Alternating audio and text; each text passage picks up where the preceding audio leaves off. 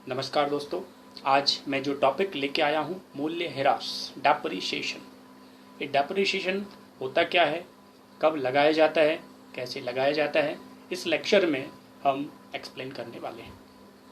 तो मूल्य ह्रास इट मीन्स आप जब कोई स्थायी संपत्ति को खरीदते हैं उस पर जो खर्च किया जाएगा वो एक्सपेंडिचर कहलाता है, capital expenditures.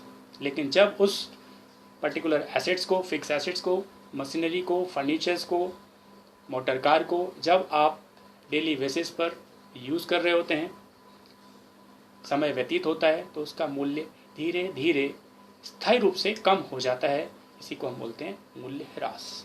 The value reduced of fix assets permanently reduced is called depreciation. तो डेप्रिसिएशन लगने के पीछे 2-3 कारण हो सकते हैं।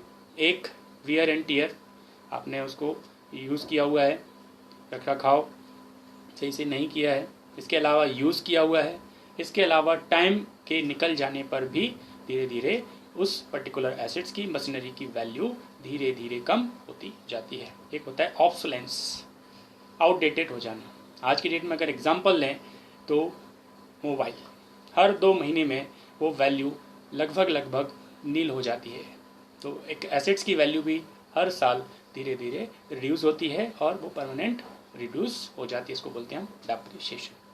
जैसे ही डेप्रिसिएशन आ जाता है तो कॉमर्स के स्टूडेंट्स को एक 3 वर्ड बार बार आपको आते हैं और जो दिखने में सिमिलर हैं बट उनका माइनर सा मीनिंग में डिफरेंस है। पहला वर्ड होता है डेप्रिसिएशन, जो मैं आपको क्लियर कर चुका हूँ कि depreciation it means tangible assets पर, दृश्य संपत्तियों पर जो वैल्यू धीरे धीरे कम होती है वो कहलाता है डेप्रिसिएशन। एक होता है डिप्लीशन।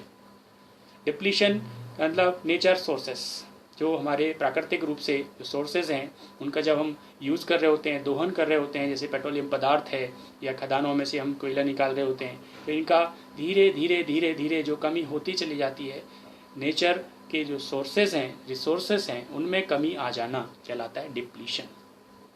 तीसरा होता है अमोर्टाइजेशन। जब इंटेंजिबल एसेट्स की वैल्यू को हम राइट ऑफ करते हैं as like a goodwill, patent, copyrights, इनकी वैल्यू को अपने अकाउंट्स में हम क्या करते हैं, राइट ऑफ करते हैं। इसको कहलाता है अमोर्टाइजेशंस। तो तीनों वर्ड डिफरेंट है।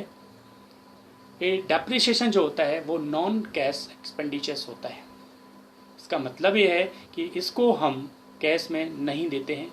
एक बिजनेस का एक तरह से एक्सपेंसेस होता है बट कैश में नहीं किया गया है, क्योंकि जो एसेट्स परचेज करते समय, फिक्स एसेट्स परचेज करते समय जो हमने खर्च किया था उसकी वैल्यू धीरे धीरे कम होती है। इसमें पॉकेट से हमारे कोई भी कैश नहीं जा रहा होता है, इसलिए नॉन कैश एक्सपेंडिचर्स कहलाता है। हम कैपिटल एक्सपेंडिचर्स की बात करें तो कैपिटल एक्सपेंडिचर्स में से जो डेप्रिसिएशन लिया जा रहा है कहलाते हैं, उसको हम राइट ऑफ करते जा रहे हैं। अब बात करते हैं हम method of depreciation charged in accounting records. अगर अकाउंटिंग ट्रीटमेंट हम देखते हैं तो कितने मेथड्स होते हैं जो डेप्रिसिएशन चार्ज किया जाता है। तो ऑलमोस्ट मेथड्स बहुत सारे होते हैं, लेकिन जो मेनली 2 मेथड्स अधिकतर यूज़ होते हैं जो कॉमर्स के विद्यार्थियों के लिए, जो फर्स्ट ईयर के छात्र हैं उनके लिए। तो डेप्रिसिएशन मेथड 2 प्रकार के होते हैं। एक होता है हमारा स्ट्रेट लाइन मेथड, जिसको हम बोलते हैं SLM। इसका दूसरा नाम भी है ओरिजिनल कॉस्ट मेथड। दूसरा मेथड होता है रिटन डाउन वैल्यू मेथड। इसका दूसरा नाम होता है डिमिनिशिंग बैलेंस मेथड या WDV मेथड।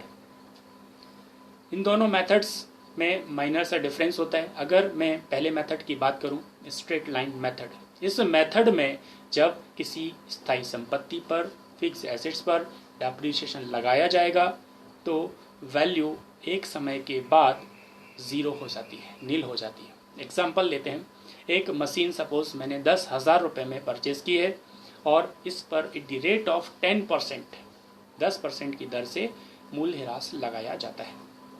अगर इस पर 10% में लगाता हूँ तो after 1 year, end of the year 10% depreciation अगर लगाते हैं 10,000 रुपये पर तो 1,000 रुपये होता है। तो वैल्यू क्या बचती है, 9,000 रुपीज़।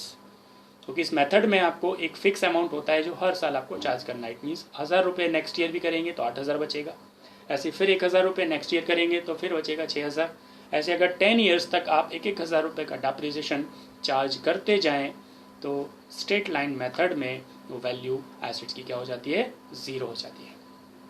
दूसरे मेथड की बात करते हैं। सेम एग्जांपल लेते हैं। अगर 10,000 की मशीनरी है और आपने पहली साल the rate of 10% depreciation charge किया है तो वैल्यू बचती है 9,000 रुपीज़, क्योंकि 10,000 से 1,000 माइनस किया है। नेक्स्ट ईयर जब आप डेप्रिसिएशन चार्ज करने जाएं तो इस मेथड का नाम क्या है, डिमिनिशिंग बैलेंस मेथड। जो बैलेंस बचा हुआ है या एसेट्स की जो रिटन डाउन वैल्यू उस पर ही वो रेट चार्ज की जाए। इट मीन्स 9,000 का अगर 10% निकालेंगे कितना आएगा, 900 रुपीज़, तो बैलेंस बचता है 8,100।